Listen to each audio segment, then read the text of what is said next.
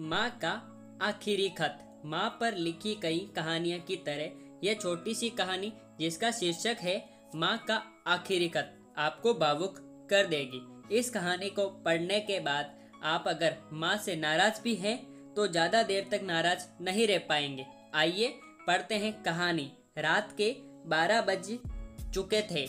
माँ कभी दरवाजे की तरफ देखती तो कभी एक नज़र घड़ी की तरफ।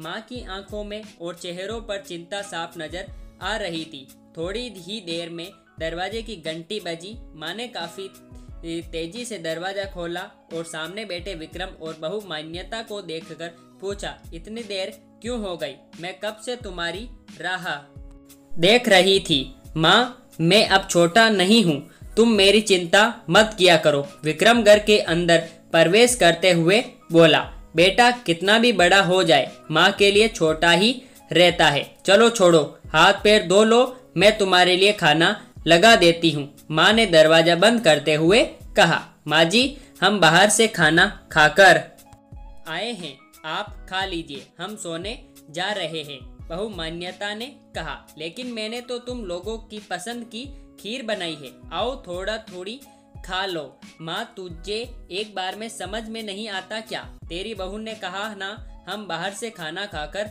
आए हैं, क्यों परेशान करती है? जा तू खीर खा ले और सो जा और हमें भी शांति से सोने दे। माँ अकेले कैसे खीर खा सकती थी और उसे बिना खाए नींद कैसे आ सकती थी, क्योंकि बेटे के इंतजार में उसने भी कुछ नहीं खाया था।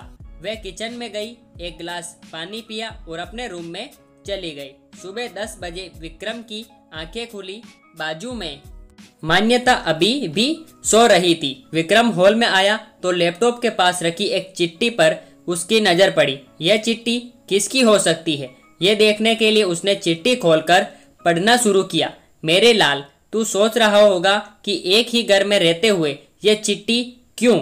मैं तुम्हें बोलकर भी ये बात बता सकती थी। हाँ, बता सकती थी, अगर तू मेरी बातें सुनना चाहता तो। किसी एक्सप्रेस गाड़ी की तरह तू आता है और कुछ भी ही पलों में निकल जाता है। खैर वो सब जाने दो। कल तुम्हारा जन्मदिन था, इसलिए मैंने खीर बनाई थी। सोचा कम से कम आज के दिन साथ में बैठकर खाना खाएंगे। मगर ये बात बोल गई थी कि मेरा बेटा बड़ा हो चुका है, तो अपने दोस्तों के साथ पार्टी करके खाना खाकर आया।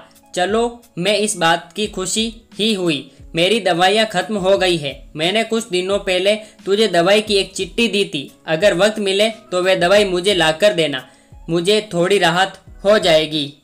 विक्रम को याद आया कि 4-5 दिन पहले माँ ने एक दवाई की चिट्ठी दी थी। उसने अपने ऑफिस में बैग में जाकर उस चिट्ठी को तलाशा और उसे खोल कर देखा। उसमें लिखा था, मुझे ऐसी दवाई लाकर दो जिसमें मैं अपने बेटे को बुला सकूं। विक्रम को रियलाइज हुआ कि मुझसे बहुत बड़ी गलती हो गई है। उसकी आंखें नम हो गई। वह तुरंत अपने माँ के कमरे की तरफ दौड़ा। सबसे पहले उठ जाने वाली माँ आज क्यों नहीं उठी थी, देखकर उसे आश्चर्य हुआ। उसने माँ को उठाने की काफ़ी कोशिश की, लेकिन माँ एक गहरी नींद में सो चुकी थी। विक्रम के पास फूट फूट कर रोने के अलावा और कोई चारा नहीं बचा। दोस्तों, ये कहने की ज़रूरत नहीं है कि माँ बाप जीवन में कितने मूल्यवान हैं। उनके रहते हुए ही उनकी सेवा करो, उनसे प्यार करो। वे चले जाएंगे तो कुछ नहीं कर पाओगे।